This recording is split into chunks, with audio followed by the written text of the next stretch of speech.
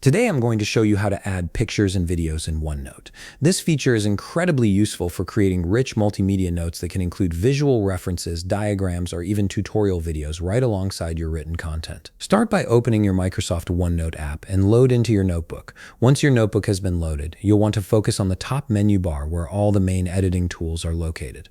To add pictures and videos in OneNote, look at the top part menu and click on Insert. This will open up a whole range of options for adding different types of content to your notes.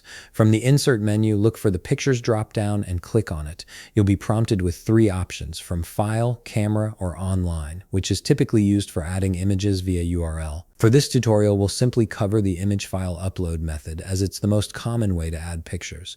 Click on the From File option. A File Explorer window will appear on your screen, allowing you to browse through your computer's folders. From here, simply locate the image you wish to add to your OneNote page.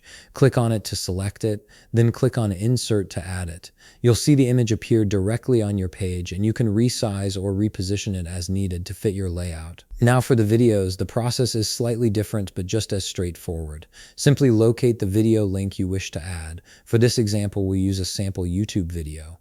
Go to the YouTube video page and look for the Share option, typically found below the video player. Click on it and look for the shareable link. Copy this link, then head back to your OneNote page and simply paste it directly onto the page. You'll notice that the link automatically transforms into the video title, creating a clean, clickable reference. This embedded link allows you to access the video without leaving your notes, keeping everything organized in one place. And that's it. You've now added both pictures and videos to your OneNote page, making your notes more dynamic and visually engaging. If you found this video helpful, please leave a like, subscribe, and see you in the next video.